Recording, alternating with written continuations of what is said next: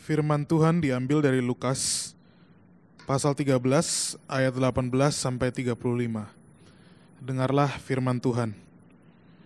Maka kata Yesus, seumpama apakah hal kerajaan Allah dan dengan apakah aku akan mengumpamakannya? Ia seumpama biji sesawi yang diambil dan ditaburkan orang di kebunnya. Biji itu tumbuh dan menjadi pohon, dan burung-burung di udara bersarang pada cabang-cabangnya. Dan ia berkata lagi, dengan apakah aku akan mengumpamakan kerajaan Allah? Ia seumpama ragi yang diambil seorang perempuan dan diadukan ke dalam tepung terigu 3 sukat sampai khamir seluruhnya.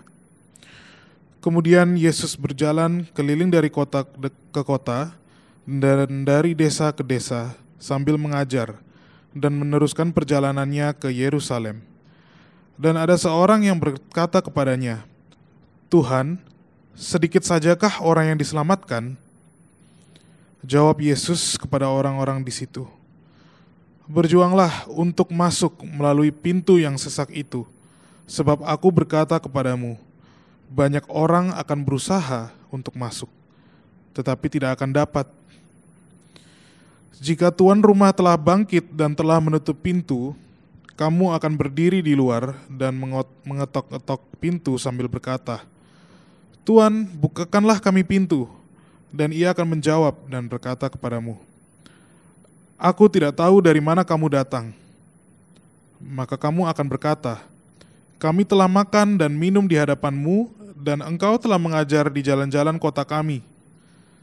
Tetapi ia akan berkata kepadamu, aku tidak tahu dari mana kamu datang. Enyalah dari hadapanku, hai kamu sekalian yang melakukan kejahatan. Di sanalah akan terdapat ratap dan kertak gigi, apabila kamu akan melihat Abraham dan Ishak dan Yakub dan semua nabi di dalam kerajaan Allah, tetapi kamu sendiri dicampakkan keluar. Dan orang akan datang dari timur dan barat dan dari utara dan selatan, dan mereka akan duduk makan di dalam kerajaan Allah. Dan sesungguhnya ada orang yang terakhir yang akan menjadi orang yang terdahulu, dan ada orang yang terdahulu yang akan menjadi orang yang terakhir. Pada waktu itu datanglah beberapa orang Farisi dan berkata kepada Yesus, pergilah, tinggalkan tempat ini, karena Herodes hendak membunuh engkau. Jawab Yesus kepada mereka, pergilah dan katakanlah kepada si serigala itu, aku mengusir setan dan menyembuhkan orang pada hari ini dan besok, dan pada hari yang ketiga aku akan selesai. Tetapi hari ini dan besok dan lusa, aku harus meneruskan perjalananku, sebab tidaklah semestinya seorang nabi dibunuh kalau tidak di Yerusalem. Yerusalem, Yerusalem, engkau yang membunuh nabi-nabi dan melempari dengan batu orang-orang yang diutus kepadamu. Berkali-kali aku rindu mengumpulkan anak-anakmu, sama seperti induk ayam mengumpulkan anak-anaknya di bawah sayapnya, tetapi kamu tidak mau. Sesungguhnya rumahmu ini akan ditinggalkan dan menjadi sunyi. Tetapi aku berkata kepadamu, kamu tidak akan melihat aku lagi hingga pada saat kamu berkata, diberkatilah dia yang datang dalam nama Tuhan. Demikianlah firman Tuhan. Terima kasih Dennis yang sudah memimpin kita dalam pembacaan firman hari ini yang cukup panjang, saudara-saudara sekalian. Shalom, selamat pagi, selamat datang sekali lagi di Gospel Providence Church. Perkenalkan, nama saya Davi Nathanael. Saya adalah salah seorang penatua yang memimpin dan juga pastor di dalam gereja Gospel Providence Church ini. Nah saudara, sebelum kita mendengar firman Tuhan hari ini cukup panjang dan memang lebih sulit dari perikop-perikop yang sebelum-sebelumnya. Maka itu saudara, mari kita berdoa, serahkan hati kita kepada Tuhan dan meminta pertolongan Roh Kudus untuk kita dapat menangkap dan mengerti seluruh pesan firman Tuhan yang Tuhan sampaikan hari ini. Kita berdoa. Bapa, datangnya kerajaan Allah merupakan satu kebenaran yang begitu besar yang akan mengubahkan seluruh isi dunia ini dan mengubahkan setiap kita yang berada di dalamnya. Dan Tuhan, seringkali ini menjadi satu konsep yang abstrak, satu konsep yang kami tidak dapat menggambarkannya di dalam pikiran kami sendiri atau melihatnya di dalam kehidupan kami. Namun Tuhan, ini adalah janji yang indah yang Kau nyatakan pada setiap kami, di mana di dalam kerajaan Allah Engkau akan menyempurnakan setiap kami. Dan Tuhan, kami berdoa agar janji yang indah ini kembali dapat menangkap hati kami, dapat menyinari kami Tuhan, dan juga menguasai seluruh kehidupan kami, sehingga kami dapat melihat janji ini sebagai tujuan dalam kehidupan kami, dan dapat dengan setia mengikut Tuhan dalam segala kebenaran, mengarahkan kehidupan kami kepada janji ini, dan juga untuk menantikan janji ini dengan penuh kesetiaan dan sukacita di dalam kehidupan kami. Nyatakan firman ini Tuhan kepada setiap kami, beri kami pengertian daripada-Mu, beri kami juga kasih-Mu Tuhan, anugerah-Mu, agar kami betul-betul dapat mendengar suara Tuhan melalui firman ini, dan biar firman ini berbicara kepada kami dan melembutkan setiap hati kami yang mendengarkannya. Terima kasih Bapa, dalam nama Kristus kami berdoa dan mengucap syukur. Amin. Oke saudara, kita sekarang sudah memasuki pertengahan pasal 13, dan hari ini kita akan kembali berfokus pada pesan utama yang dinyatakan oleh Injil Lukas, yaitu tentang datangnya kerajaan Allah. Ya saudara, dari awal ibadah, semua liturgi kita tadi kita sudah berbicara, kita sudah melihat tentang datangnya kerajaan Allah, dan mungkin saudara udah sering mendengar istilah kerajaan Allah, tetapi mungkin kita masih belum memahami sepenuhnya apa kaitan pernyataan kerajaan Allah ini terutama dengan iman kita. Saudara, sangat erat kaitannya kerajaan Allah dengan iman kita. Bahkan Injil yang kita dengar itu bisa dikatakan juga sebagai Injil kerajaan Allah. Kenapa begitu saudara? Karena keselamatan atas dosa yang kita terima di dalam anugerah Tuhan Yesus Kristus adalah keselamatan yang akan membawa kita untuk masuk ke dalam kerajaan Allah. Itulah mengapa saudara, kita orang-orang yang telah diselamatkan, orang-orang percaya, disebut juga sebagai warga kerajaan Allah. Di mana saudara, kita ini tidak lagi memandang dunia ini sebagai rumah kita, melainkan rumah kita, hometown kita, kewarganegaraan atau citizenship kita sekarang ini ada di surga bersama-sama dengan Tuhan. Dan kita tidak lagi saudara berada di bawah kuasa dunia ini atau di bawah pimpinan dari dunia ini, tapi kita berada di bawah kuasa Tuhan, di bawah pimpinan Tuhan. Dan segala kehidupan kita di dalam kerajaan Allah ini adalah kehidupan yang tidak lagi berpusat kepada kepentingan diri sendiri, tetapi sekarang kita hidup sesuai dengan kepentingan Tuhan, sesuai dengan kehendak Tuhan, dan untuk memajukan kepentingan kerajaan Allah. Dan sekarang saudara, dikatakan kerajaan Allah ini sudah datang ke dalam dunia ini, yang dinyatakan 2000 tahun yang lalu saat Tuhan Yesus datang ke dalam dunia.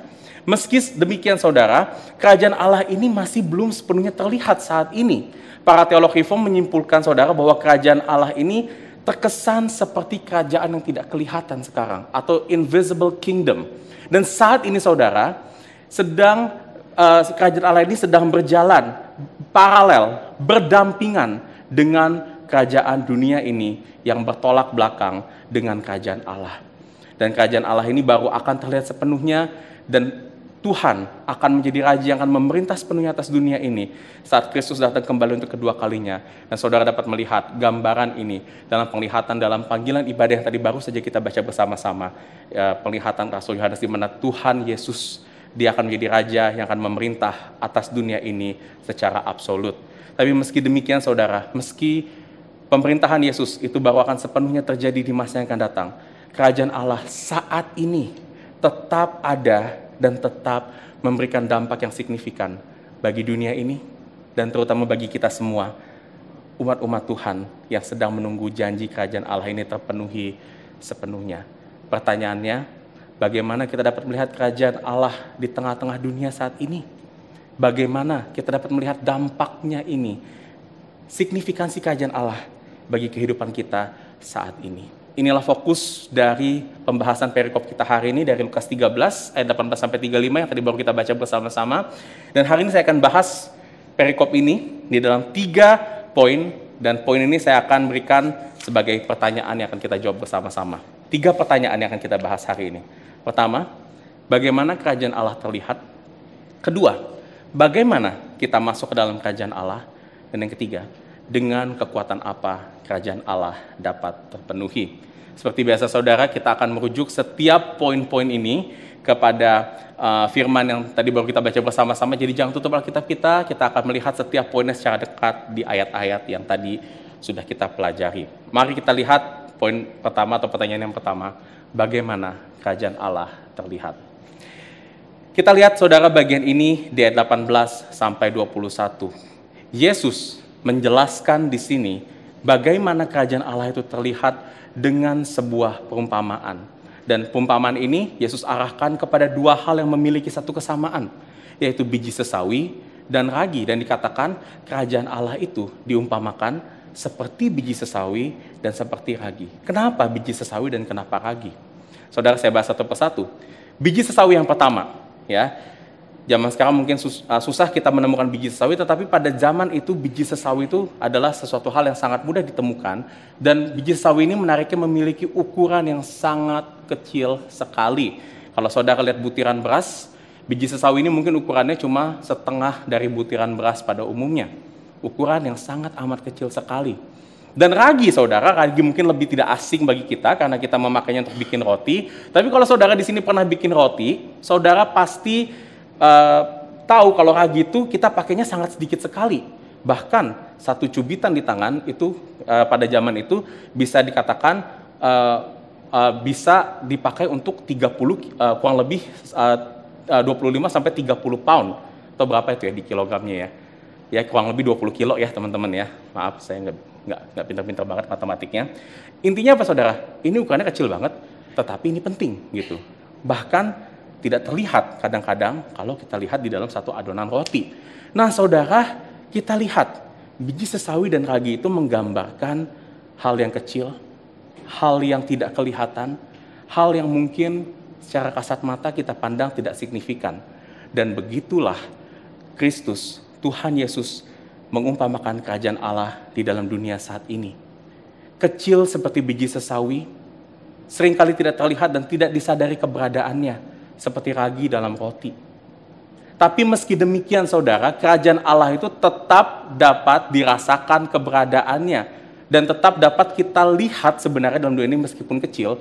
Ada banyak hal bagaimana Tuhan menyatakan kerajaan Allah dalam dunia, tapi salah satunya yang paling dapat kita lihat dengan jelas, kerajaan Allah dapat terlihat dari keberadaan gereja Tuhan di dalam dunia ini. Saudara, firman Tuhan mengatakan setelah Yesus naik ke surga, Yesus mengirim Roh Kudus dan melalui 12 rasul, ya, Roh Kudus menyatakan kerajaan Allah itu lebih besar ke dalam dunia ini dengan cara gimana saudara? Dengan cara para rasul itu merintis gereja di berbagai tempat. Saudara, satu disclaimer yang saya mau kasih tahu di sini, gereja bukanlah segala-galanya tentang kerajaan Allah. Kerajaan Allah itu tidak sama dengan gereja dan kerajaan Allah itu lebih besar daripada gereja. Gereja hanyalah satu bagian dari kerajaan Allah yang terlihat di dalam dunia ini. Mungkin saya bisa katakan gereja adalah bagian dari kerajaan Allah yang paling terlihat dengan jelas di dalam dunia ini. Kalau saya ibaratkan saudara, gereja itu ibaratnya seperti kedutaan besar di negara lain. Seperti misalnya Indonesia punya kedutaan besar di Amerika, yang tujuannya kedutaan besar di Indonesia di sana itu punya tugas untuk mewakili Indonesia, untuk urusan negara Indonesia di Amerika, dan untuk melayani warga Indonesia yang tinggal di sana. Dan sama halnya saudara dengan gereja, yang juga adalah, mungkin saya sebutkan sebagai kedutaan besar kerajaan Allah di dalam dunia. Dengan tujuan saudara, untuk apa gereja di dalam dunia ini? Untuk memimpin, melayani umat-umatnya, agar kita semua tetap mencerminkan kehidupan kita sebagai warga kerajaan Allah. Dan Tuhan juga memakai gereja ini untuk kepentingan kerajaan Allah, yaitu untuk sebagai sarana memberitakan Injil kepada dunia ini, supaya semakin banyak orang-orang dapat masuk ke dalam kerajaan Allah. Tetapi saudara, seperti perumpamaan yang Yesus katakan, gereja itu sama seperti kerajaan Allah, adalah sesuatu yang sangat kecil dan seringkali tidak terlihat signifikan seperti biji sesawi dan ragi. Dan saudara, memang kita ada melihat banyak gereja dalam dunia ini. Di Jakarta saja mungkin ada ratusan gereja. Tapi bagaimana mungkin gereja ini bisa dikatakan seperti hal yang kecil, hal yang tidak signifikan? Saudara, perumpamaan biji sesawi dan ragi ini semata-mata tidak hanya menunjukkan kecilnya gereja secara ukuran dan kuantitas saja, tetapi juga kecilnya gereja dan kerajaan Allah yang terlihat dari bagaimana dunia memandang gereja Tuhan. Yang mungkin saudara, saat ini bisa disimpulkan bahwa dunia memandang gereja itu sebelah mata. Kita lihat sekarang bagaimana gereja tidak lagi memiliki pengaruh yang signifikan dalam dunia ini. Banyak sekali saudara gereja-gereja mulai ditinggalkan. Kalau saudara sempat pergi ke Eropa misalnya, lihat gereja-gereja di Eropa, banyak sekali bangunan-bangunan gereja yang arsitekturnya bagus banget. Tetapi sayangnya gereja-gereja itu tidak lagi mengadakan ibadah. Hanya jadi tempat foto-foto untuk para turis. Terlebih lagi saudara, berita Injil yang seharusnya menjadi warna utama yang dibawa oleh gereja, juga itu bukan hal yang populer di dalam dunia ini. Injil seringkali bahkan kalah menarik dan terdengar bertentangan dengan nilai-nilai yang dunia ini pegang. Sehingga nggak mudah saudara bagi orang untuk percaya dan mau menerima Injil begitu saja. Dan itu semakin lagi mengurangi signifikansi gereja di mata dunia ini. Dan melalui perumpamaan ini Yesus mau katakan, kalau kita merasa seperti itu, kita merasa gereja kita kecil, lemah, jangan kaget saudara. Jangan kaget kalau dunia akan memandang gereja dan kerajaan Allah sebagai hal yang kecil, bahkan sekecil biji sesawi atau sesedikit ragi. Masalahnya saudara, kita seringkali tidak menerima kebenaran ini begitu saja.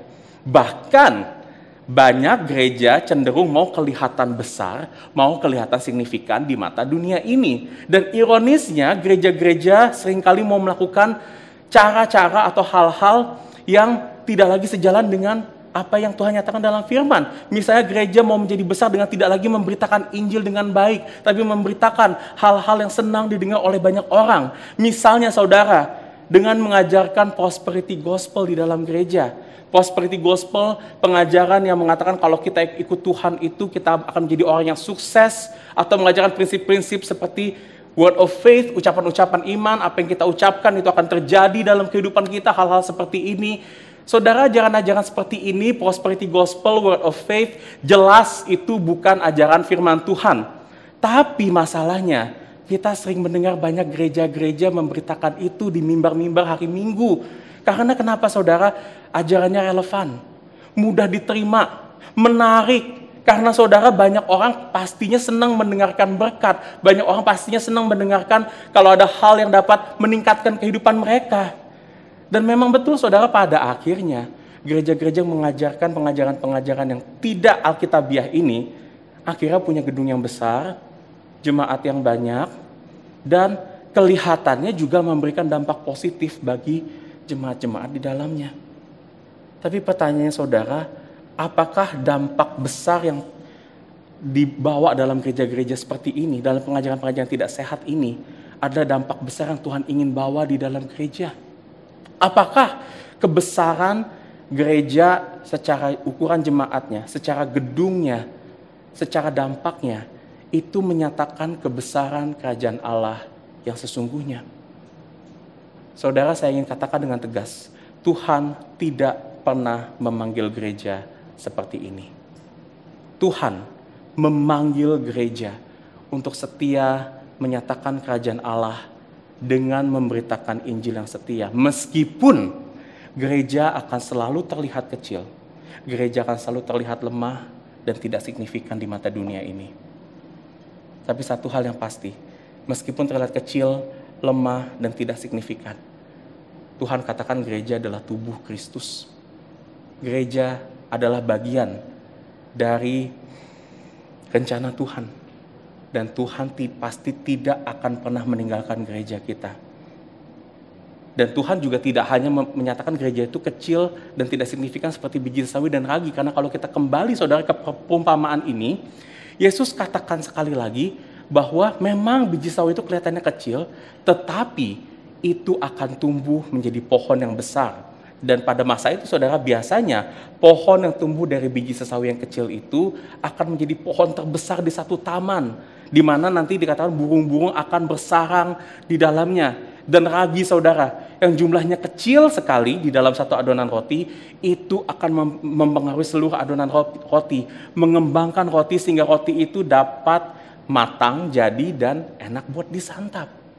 Kerajaan Allah, saudara, memang akan terlihat kecil dalam dunia sekarang, tetapi kerajaan Allah dikatakan akan bertumbuh besar seperti pohon biji sesawi, dan itu akan tumbuh secara natural.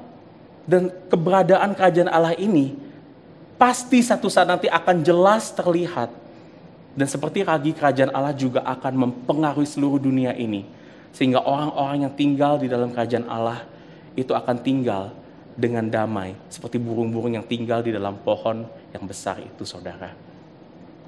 Dan Tuhan akan terus mengembangkan kerajaan Allah ini dengan setia dan pasti. Dan Dia melakukan itu, saudara, saat ini melalui gereja Tuhan yang terlihat kecil dan tidak signifikan.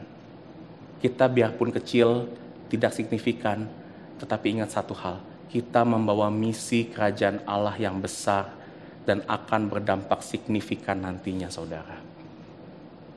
Memang kerajaan Allah itu belum terlihat besar sekarang, tetapi sekarang kerajaan Allah ini sedang bertumbuh. Dan Tuhan senantiasa pakai gereja untuk membawa pertumbuhan ini. Dan bagaimana, saudara, kelihatannya pertumbuhan ini? Saudara, pertumbuhan kerajaan Allah ini dapat kita lihat bukan dari ukuran gereja, bukan dari besarnya gedung gereja, bukan terlihat dari program-program gereja yang lebih baik, lebih bagus. Tetapi saudara, pertumbuhan kerajaan Allah ini sekarang dapat kita alami dari bagaimana Injil membawa orang-orang datang kepada Tuhan dan mengubahkan kehidupan orang-orang yang ada di dalamnya. Ini, saudara, adalah hal yang lebih besar dan lebih penting daripada besarnya gereja secara kuantitas.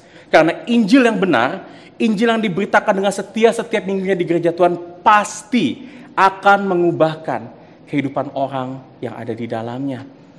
Perubahan itu apakah perubahan yang terjadi dalam karakter, komitmen, kebiasaan hidup yang buruk menjadi kebiasaan hidup yang lebih baik, perubahan-perubahan yang lebih mencerminkan karakteristik Allah, perubahan-perubahan untuk kita saling mengasihi.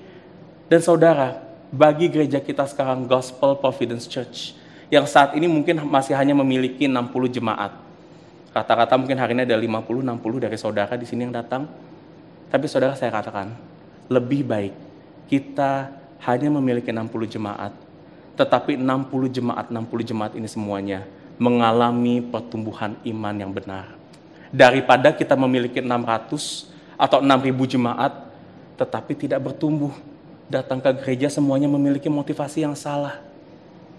Dan saya percaya selama kita terus memberitakan Injil, menghidupi Injil dengan setia, pertumbuhan gereja ini akan terjadi secara natural. Nggak perlu dipaksakan, saudara. Seperti biji sesawi yang akan tumbuh besar secara natural, dan tidak ada satu hal pun yang dapat menghentikan pertumbuhan kerajaan Allah di dalam gereja Tuhan. Meskipun saudara, kita tahu ada yang gak suka dengan keberadaan gereja Tuhan. Ada yang kasih tekanan terus menerus, bahkan ada yang sampai menghujat, menekan, membawa bahaya bagi gereja Tuhan. Tapi satu hal, saudara, pertumbuhan itu akan dijamin oleh Tuhan. Kuasa Tuhan akan terus melindungi, akan terus bekerja di dalam gereja-gereja Tuhan dengan setia. Sampai kerajaan Allah ini benar-benar terlihat dengan jelas. Janji yang indah bukan, saudara? Janji yang saya harapkan dapat menguatkan setiap kita dan menguatkan gereja kita secara keseluruhan. Ini hal pertama yang Yesus sampaikan tentang kerajaan Allah. Bagaimana kerajaan Allah dapat terlihat yang meski kecil tapi akan tumbuh besar dan menguasai dunia ini dan dapat kita alami bersama-sama di dalam gereja Tuhan. Dan pertanyaan berikutnya mungkin muncul dalam pemikiran kita, siapa saja yang dapat masuk dalam kerajaan Allah ini? Dan pertanyaan yang lebih penting lagi, apakah saya termasuk di dalamnya? Bagaimana, saudara, kita dapat masuk ke dalam kerajaan Allah? Ini pertanyaan akan kita bahas di poin yang kedua. Bagaimana kita masuk ke dalam kerajaan Allah? Poin yang kedua. Saudara, untuk mengetahui dengan pasti jawaban dari pertanyaan ini, kita akan beralih ke bagian kedua dari perikop khotbah ini dari 22 sampai 30. Saudara, dalam bagian ini, Yesus dikisahkan sedang dalam perjalanan ke Yerusalem dan dia bertemu dengan orang-orang yang datang kepadanya dan bertanya, Tuhan, sedikit sajakah orang yang diselamatkan? Saudara, ada banyak mungkin pemikiran kita, maksudnya apa pertanyaan ini, tapi saya ingin memahami pertanyaan ini di dalam konteks yang diberikan di dalam cerita ini, saudara. Saudara, kita harus lihat orang-orang yang memberikan pertanyaan ini, mereka itu adalah orang-orang Yahudi yang datang dengan satu anggapan atau satu presuposisi bahwa mereka adalah umat pilihan Allah yang secara sejarah mereka sudah menerima firman Tuhan terlebih dahulu, mereka sudah beribadah, sudah melayani, dan sudah menjadi budaya mereka turun-temurun untuk mereka ikut Tuhan. Dan mereka berpikir, saudara, karena mereka adalah orang-orang yang sudah lebih dulu dekat kepada Tuhan, mereka pikir mereka lah orang-orang yang pastinya nanti akan masuk ke dalam kerajaan Allah. Maka itu juga mereka pikir, saudara, orang yang akan masuk kerajaan Allah itu hanya sedikit, karena itu hanya akan terjadi pada bangsa mereka, yaitu orang-orang Yahudi saja. Nah, saudara lantas mendengar pertanyaan seperti ini, apa respon Yesus terhadap mereka? Kita lihat jawabannya di ayat 24. Di ayat 24 Yesus berkata, berjuanglah untuk masuk melalui pintu yang sesak itu. Sebab aku berkata kepadamu, banyak orang akan berusaha untuk masuk, tetapi tidak akan dapat. Saudara, ini adalah satu pernyataan yang cukup sulit sebenarnya untuk kita mengerti di sini. Apa maksud pernyataan Yesus di sini? Dan mungkin saudara berpikir, apakah di sini mungkin Yesus mendukung doktrin keselamatan Arminian yang berkata bahwa kita dapat diselamatkan karena usaha dan perbuatan baik kita? Apakah Yesus sebenarnya di sini mendukung ajaran itu? Saudara, kembali untuk mengerti pernyataan Yesus ini, kita nggak boleh melepaskan konteks yang berkaitan dengan budaya orang Yahudi di sini, saudara. Di mana, saudara, usaha untuk masuk yang Yesus katakan di sini sebetulnya merujuk pada tradisi, kegiatan, dan pelayanan agamawi orang-orang Yahudi. Di mana mereka, saudara, itu sudah familiar dan mereka sudah turun-temurun menjadi kebiasaan hidup mereka. Tetapi ironisnya, saudara, meskipun mereka sudah familiar, sudah turun-temurun memegang tradisi agamawi yang mereka pikir berasal dari firman Tuhan, Yesus katakan di 25, mereka meskipun berusaha untuk mengetok-ngetok pintu, memohon agar Tuhan membukakan pintu itu, karena mereka sudah melakukan tradisi agama yang luar biasa, Tuhan katakan apa? Tidak akan membuka pintu itu bagi mereka. Yesus membalikkan pertanyaan ini, yang tadinya mereka pikir mereka mau mendapatkan satu konfirmasi dari Yesus, malah menjadi satu peringatan buat mereka. Tuhan Yesus di sini dengan kata lain berpikir atau berkata kepada mereka, jangan berpikir karena kamu itu orang Yahudi, kamu itu lantas dapat otomatis masuk ke dalam kerajaan Allah. Identitas dan pelayanan mereka sebagai orang Yahudi, saudara, itu Yesus katakan dengan kata lain di sini, tidak akan dapat membuat Tuhan membuka pintu kerajaan sorga bagi mereka. Dan pernyataan ini diperjelas Yesus lagi dengan perumpamaan di ayat 26, di mana Yesus di situ seolah menyuarakan pemikiran orang Yahudi yang merasa sudah dekat dengan Tuhan, karena dikatakan di situ mereka bisa makan dan minum di hadapan Tuhan, dan mereka dikatakan juga sudah familiar dengan ajaran Tuhan karena mereka selalu mendengar pengajaran Tuhan di jalan-jalan. Lantas itu mereka pikir dapat membuat Tuhan mengenal mereka. Tapi ironisnya di 27 Yesus katakan di situ apa? Tuhan akan mengusir mereka karena Tuhan tidak tahu atau Tuhan tidak mengenal mereka.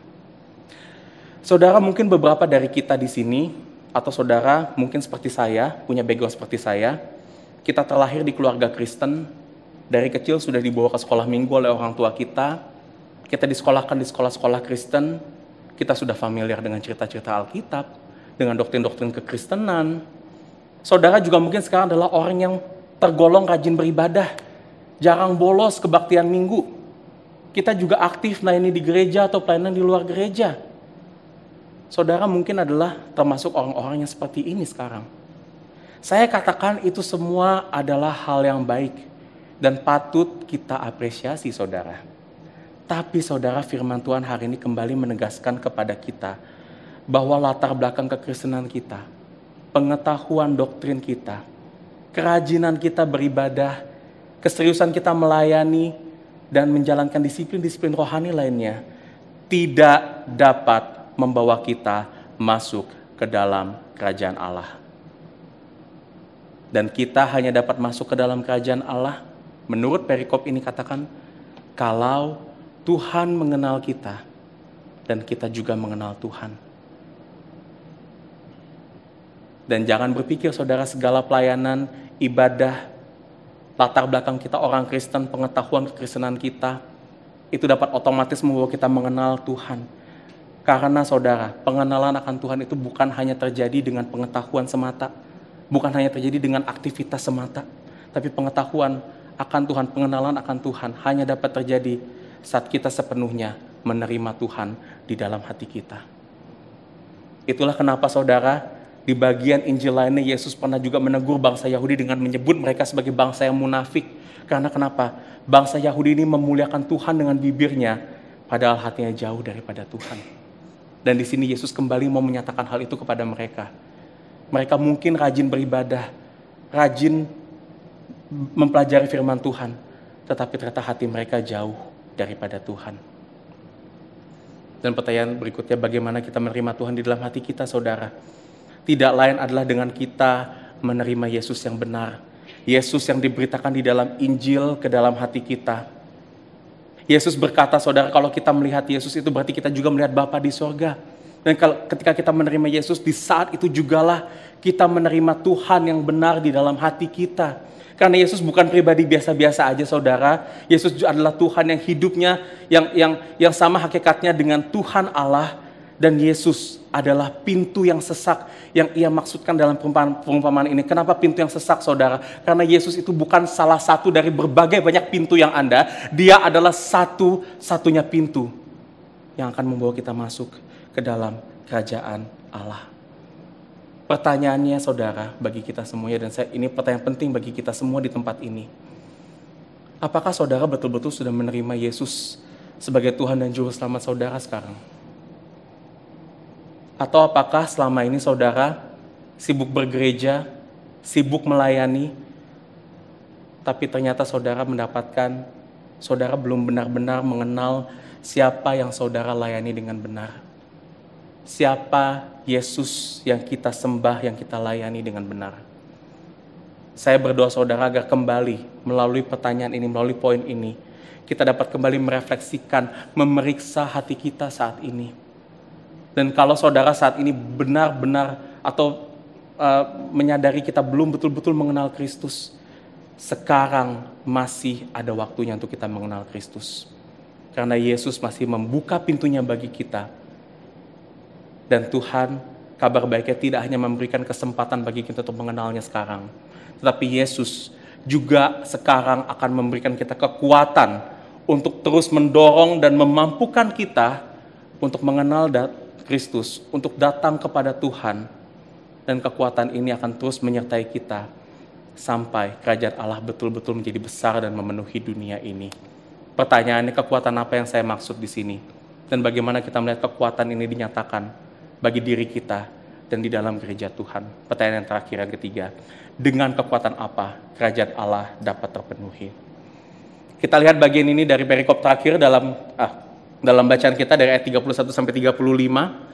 Masih saudara di sini dalam perjalanan menuju ke Yerusalem, kini Yesus didatangi oleh orang-orang Farisi di ayat 31, dan mereka datang untuk memperingatkan Yesus supaya kenapa? Yesus jangan pergi ke Yerusalem, karena di sana ada Raja Herodes, raja yang berkuasa di tempat itu, saudara, itu mau membunuh Yesus kalau Yesus datang ke Yerusalem.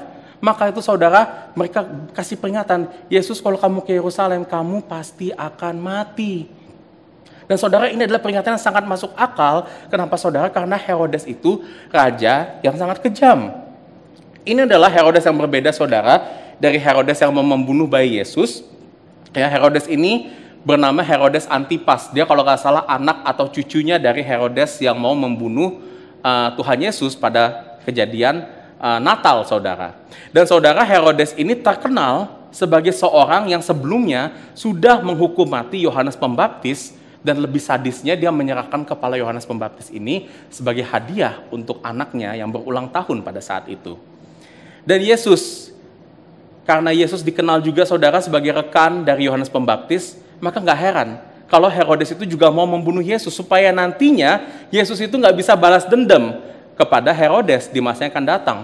Apalagi saudara, untuk membunuh Yesus itu bukanlah hal yang sulit, karena pada saat itu Yesus bukan siapa-siapa dan sangat gampang untuk menangkap dan membunuh Yesus. Nasib Yesus mungkin akan berakhir mirip seperti Yohanes Pembaptis, yang nggak cuma dibunuh tapi juga dipermalukan. Nah, saudara mendengar hal ini, mendengar peringatan ini, Apa jawaban Yesus, saudara? Kita lihat di ayat 32 dan 33. Yesus katakan seperti ini.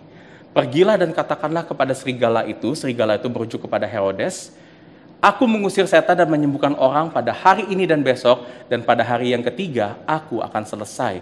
Tetapi hari ini dan besok dan lusa, aku harus meneruskan perjalananku, sebab tidaklah semestinya seorang nabi dibunuh kalau tidak di Yerusalem. Sekali lagi, bukan satu pernyataan yang mudah untuk kita mengerti, tapi saya akan membantu kita untuk mengajak kita melihat dua hal penting dari pernyataan Yesus di dalam kedua ayat ini.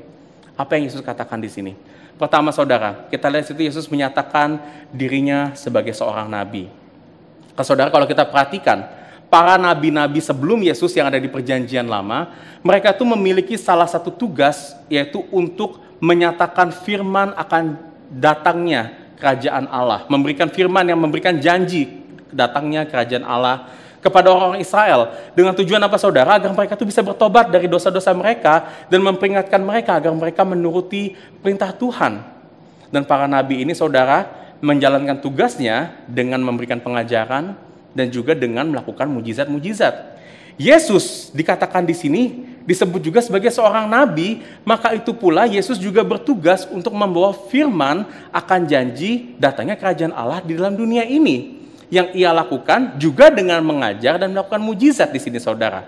Namun bedanya, saudara, Yesus di sini mau mengatakan bahwa ia adalah nabi yang lebih besar dari nabi-nabi yang ada sebelumnya. Kenapa begitu, saudara?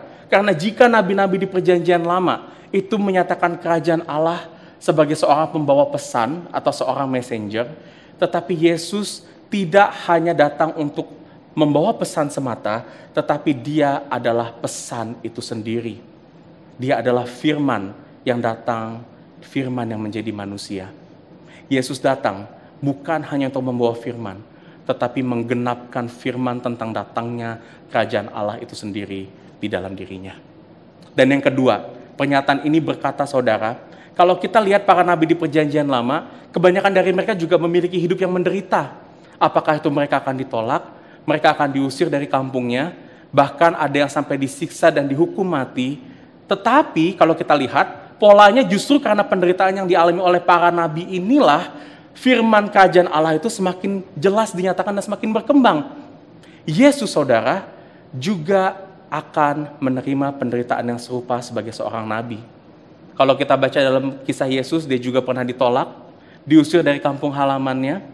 Ia bahkan sering kali disiksa, dihujat, sampai juga pada akhirnya menerima kematian.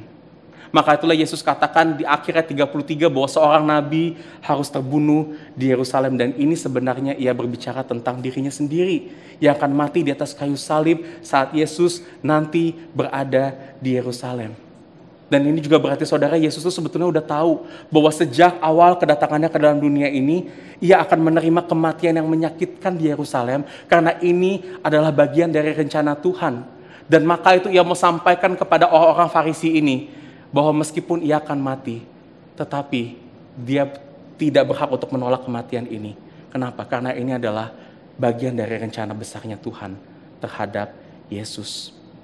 Tapi bedanya dengan nabi-nabi sebelum Yesus, saudara, kalau kematian para nabi akhirnya membawa firman Allah itu semakin besar, kematian Yesus akhirnya menggenapi datangnya kerajaan Allah ke dalam dunia ini. Kenapa, saudara? Karena berbeda dari nabi-nabi sebelumnya, mereka mati dan akhirnya mati terus menerus. Tetapi Yesus mati dan pada hari yang ketiga dia bangkit dari kematian.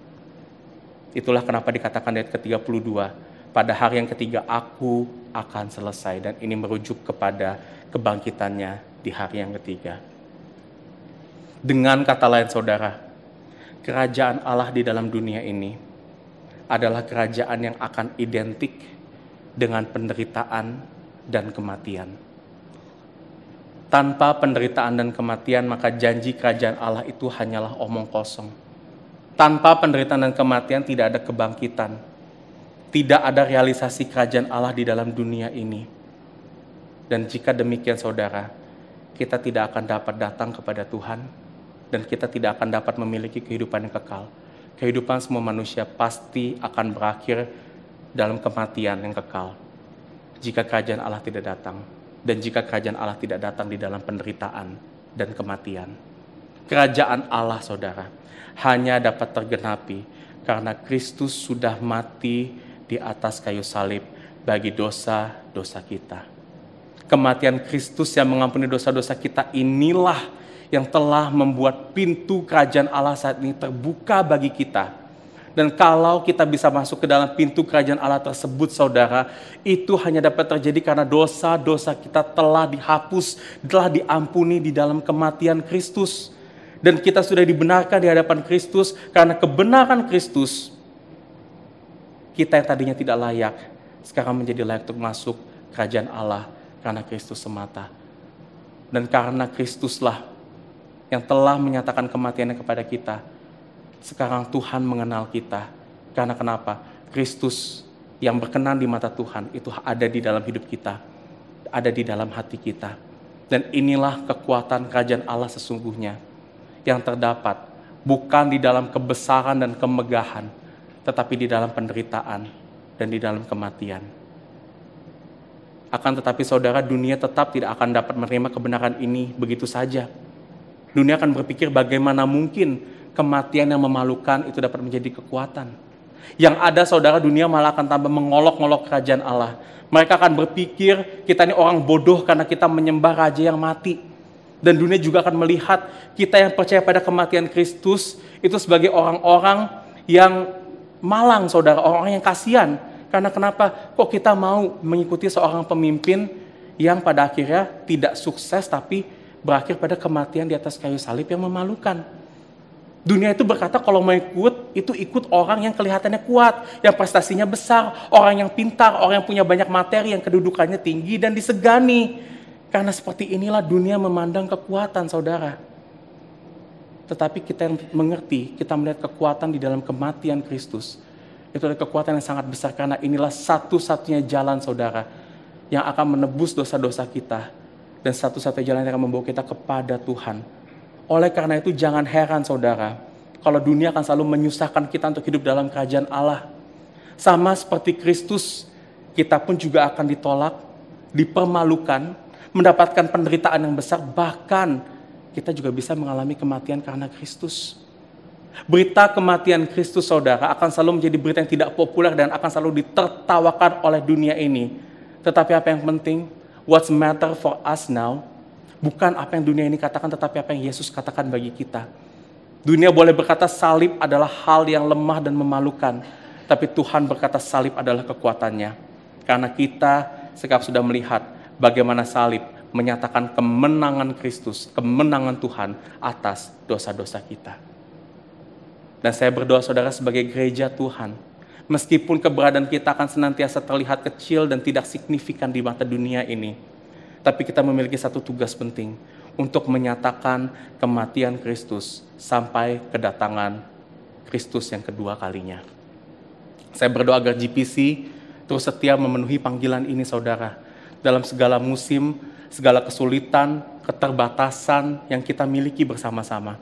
Dan percaya satu hal, saudara, ketika kita terus memberitakan kematian Kristus, kita akan terus mengalami kekuatan Tuhan bagi diri kita, bagi gereja ini. Dan Tuhan akan terus memakai kita untuk mengembangkan kerajaan Allah ini, agar lebih banyak orang-orang datang kepada Tuhan. Mari kita berdoa.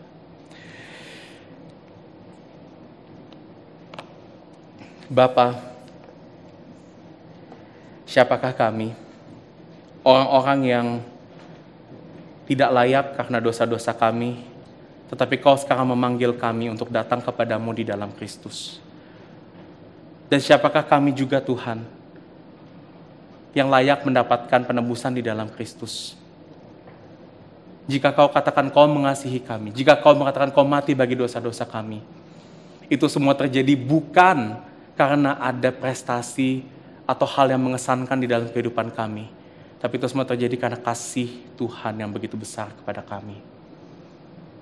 Dan Bapak, kami berdoa agar Tuhan terus menyatakan firman ini kepada gereja kami, kepada setiap diri kami, bahwa meskipun kerajaan Allah itu terkesan kecil di dalam dunia ini, tetapi kerajaan Allah ini memiliki kepala yang begitu besar, yaitu Kristus, Tuhan yang pencipta langit dan bumi, Tuhan yang maha kuasa, Dan Tuhan yang pasti akan menyelesaikan setiap misinya di dalam dunia ini. Bawa kami terus Tuhan kepada janji ini. Arahkan mata kami kepada janji ini. Agar setiap kehidupan kami itu terus berpadanan dengan janji ini. Terima kasih Tuhan, kami mau serahkan firman ini ke dalam tangan Tuhan. Di dalam nama Tuhan Yesus Kristus kami berdoa dan mengucap syukur. Amin.